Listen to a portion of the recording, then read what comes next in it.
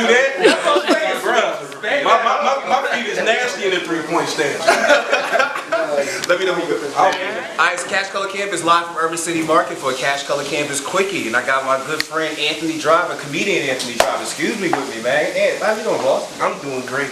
I see you with your glass of wine in your hand. You look fancy today. Well, y'all ain't had no beer, so I gotta drink this shit. How about people? I never had anybody come and personally request beer. Like that's one of the things you got hit me with a text message earlier. I was sitting in front of this establishment. Yeah. I saw you outside. I was talking to you. You asked me, did I need anything? I was like, what you got? And then he was like, ooh, we got some whiskey, we got some wine. Yeah. You got some beer. He was like, nah, we ain't got that. I was like, damn, y'all some real ass niggas. That's like, yes, sir. That's what Yes, I sir. said. You know Yes, what he I'm saying? did. Verbatim. Verbatim.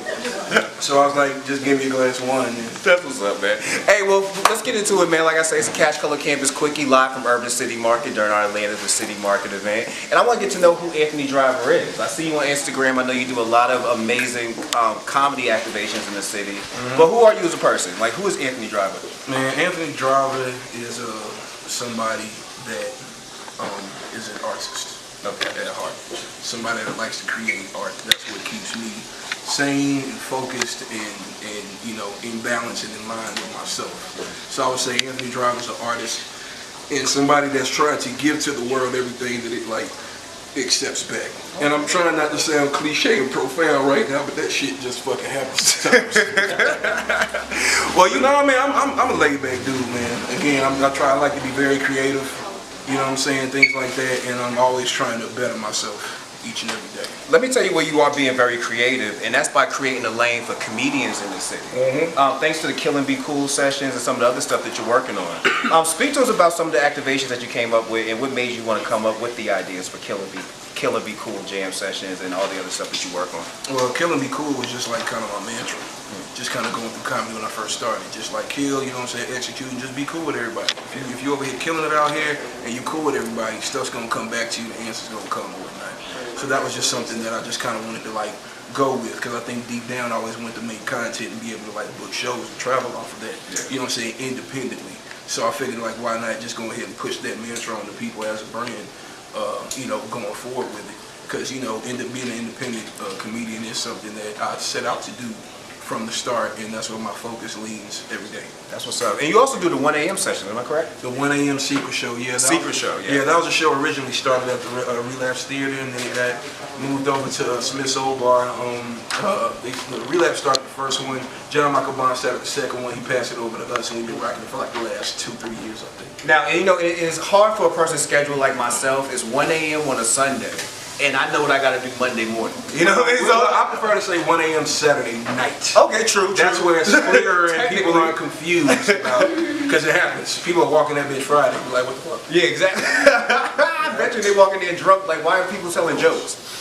Yeah, that too. That's what's up, man. So, what has been some of your better experiences working with Kill and Be Cool and working with the 1 a.m.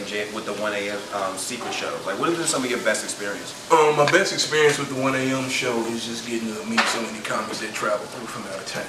It's a show that a lot of people know that they can get on when they come through Atlanta. So we've seen a lot of people that you may not know, people that are very popular. We've had Hannibal Buress there. We've had, you know, Eric Andre there. You know what I'm saying? When people will come through and stop by, you never know. And that's what's dope about Did they do a set? Did Eric Andre do a set? He did a fucking set. Get out of here, man. Yeah, man, the people white folks lost they fucking mind. I bet you. I bet you. But like, that's what's cool about that. What's cool about the Kill Me Cool jam sessions, man, it's just, you know, something that it's just, you know, what I want to do. It's like my thing. It's something that, you know, I kind of want to make, just like the flagship. It's like what I do. It's something that I don't ever plan on not doing. Yeah. You know, and something that I feel like I can take as far as anywhere where I want it to go. Yeah. So essentially what I do here in Atlanta, I want to be able to do that all over the world. Yeah. Just, you know, just doing this, just get to do it wherever I feel like it. You know, in working with Kill and Be Cool, it seems like you work with a cool crew of other comedians, man. Who's your group of creators that you are working with? Oh man, first of all, I got to shout out to the band, man. I'm Amon Garner, who's on the bass, drummer Jay on the drums, and Jessica Loyce on the keys. And what I love about all these people are producers, composers. You know, they do music, you know, for a living, and they work with a lot of other people. But you know, they all believe in this product, and they work together as a band. That, and also the comedians, man. It's just the people around Atlanta that are my favorites, man. Fat Man Yeezy, Storm Artiste, Tyler Chronicles and came through and blessed Shout out the to show. Tyler. Shout out to Tyler. Robbie Jordan came through and blessed the show. Like, you know what I'm saying, Remo Ride. Or people like, you know, Dedrick Flynn. Just all the people that I love and know as comedians here and that I really, you know, rock with. Those are the people that I try to put on my show. Do you feel like the comedy scene in Atlanta gets enough respect? Like, I'm not saying it should be on the level of Atlanta California or New York, but do you feel like what we're seeing in Atlanta gets the respect that it actually deserves? Well, I mean, you're gonna have to respect it regardless. But what I love about Atlanta is really not about glitz like glitz like LA is or prestige like New York is. This town is about hustle. You know what I'm saying? This town is about you creating something and building that thing. Facts. And you know what I'm saying, being independent minded and having a real focus and taking yourself where you need to be. So I feel like it's more of like a training ground, a gym, a launching pad. Yeah, the best league of soccer is in Europe, but if you want some motherfuckers that can play, you take your ass down. That's it. You know what? Comedy is one of those things, just like a lot of other art forms that are becoming easier when it comes to access. You know what I mean? Like, thanks to social media, thanks to a lot of things like that, it's easier for a person to kind of create a platform for themselves. I can use DC Young Fly as an example of that. You know what I mean? He used social media as a way to really propel himself to a whole nother stratosphere. How do you feel about, you know, social media and the various platforms we have now as far as giving access to comedians? Do you feel like it's a plus or a minus for them? I see it as a super plus in all shape, ways, and form. Not only does it give comedians more streams of revenue, you know, it opens up the door to all different types of comedy. Now you have internet comedians, and a lot of people want to compare them to stand-up comedians, but I'm like, it's two separate skills. Some people may happen to have both. You said DC Young Fly, who I just feel like is one of the greatest just entertainers out right now, because when I tell you I seen this dude walk into the hole in the wall open mic shitty show, like first starting out comedy with like his first shitty jokes, and then working with the shit, and then linking up with Carlos Miller, who is like, you know what I'm saying, the Rick James of comedy to me, like here in Atlanta. That was the first dude that I was like, yo, this motherfucker crazy. Linking up with that dude, and you can see now he's on the improvisational stuff with Chick, and just seeing what he, you know what I'm saying, seeing what the talent level and the work of what it's turned into. Like, you know what I'm saying, it's just dope. It took the internet for him to find that, to move himself over to comedy, you know what I'm saying, to be that. So if it's not for the internet, we wouldn't get to enjoy people like that. You know what, you made a good point though, man, because I feel like we lump comedians almost all into one basket. Right. I don't feel Tiffany Haddish is a stand-up comedian. I think she's a comedic actress. And when you try to make her a stand-up comedian, it's not going to be as funny because, nah. You know she's not famous because she's some great stand-up comedian. Yeah. She's famous because people think she's funny and they love her personality. In roles. But just my thing is, who cares how good of a comedian she is? That's not why you love her. You love her because you love her. Yeah. So just let her be loved. Who cares if her stand-up's good? Who cares who writes it? Like, people like Tiffany Haddish, she's doing the thing. It ain't like she ain't standing over there and duped it out like all the other dudes did, because we know she did. So it's not like she ain't worked for it. You know, just, you know, let her be her. Yeah, man.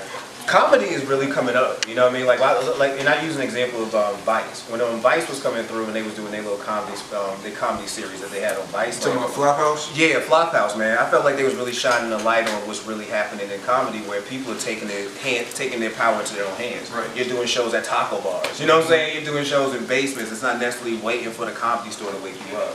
How do you feel about seeing things like that and watching outlets like Vice come into your world? Well, you know, Vice, it's cool, but I mean, all that really is I mean, exposure, because they don't pay anybody. But they don't. So, I mean, in terms of that, that's cool, but just, you know, that'll give you an opportunity to kind of catapult that into your own thing. Facts. You know, parlay off of, but they don't pay people. So it's in terms of independent shows or stuff like that, I feel like that's really the sign of a real scene is how good that is and how serious people put into that. Exactly. Because these are going to be the places that people who haven't done it before are going to go to and learn how to do it. And the places that have the most it's kind of like a school. So if you have more hot stuff like that, it's like, you know what I'm saying, a really good school to kind of go to get that exposure and experience and that stage time that you need in order to get better. Yeah, and I think that you're really building one of those platforms because again, people speak about, you know, saying the Kill and Be Cool sessions. People speak about the 1 a.m. shows. Like it's like when you come here, you need to go stop by these. You're helping, you know, saying lay that groundwork for some of the future comedians. You feel like an OG yet? I mean, I wouldn't want to call it that, but I mean, if people feel that, then I guess it is that. But I don't really look at it in terms of an OG. I just try to help put people on. You know what I'm saying? I appreciate comedy. I appreciate the community that it gives me. So I just always going to try to give back to it as much as I can. Got you, man. Where we going to see you in 2030? 2030, you gonna see me doing the same shit I do in Atlanta all over the world whenever I fucking feel like it. I'm finna chill fucking Tokyo for 8 months, doing fucking jam sessions where I speak English and everybody else speaks fucking Japanese and some shit like that.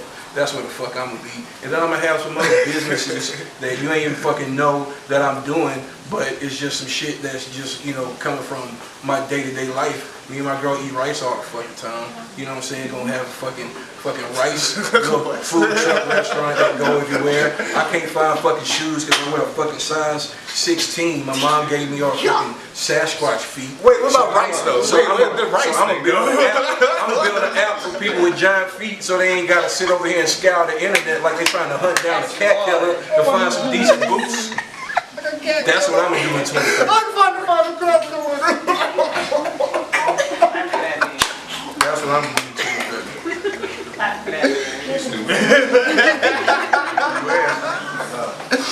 That's what's up, man. So what's next for you?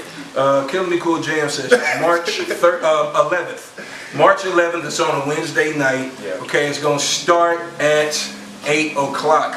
March 11th, come to the Kill and Be Cool Jam Sessions, man. It's comedians doing improvised sets with a live band behind them. We don't know what the band gonna play, we don't know what the comedian gonna say. We just come together, and there's a digital version of that called the Kill and Be Cool Satellite Sessions on the internet, on YouTube. Subscribe to that. Just go to Kill and Be Cool channel on YouTube. It's gonna be there. Subscribe to that. It's basically the same concept, but it's with a DJ, and we over here freestyling, doing improvised comedy at the same time with the DJ, and we don't know what beat the DJ gonna play. We just talk about anything. We'll talk about a rental car. We'll talk about fucking chicken wings. We don't care. We just talk about anything because we like to have fun. I used to do music production before I did comedy, so it's like now I'm getting better. I want to merge. You know what? That makes sense. Because I was going to ask you if you could bless us with a freestyle. I see you on Instagram all the time with the freestyle comedies, man. It's like, what's it take to get some comedy bars out of you? I don't know. I was really kind of hoping you wouldn't ask. Trying to put a motherfucker on blast and make me freestyle in front of people on the spot. I'm a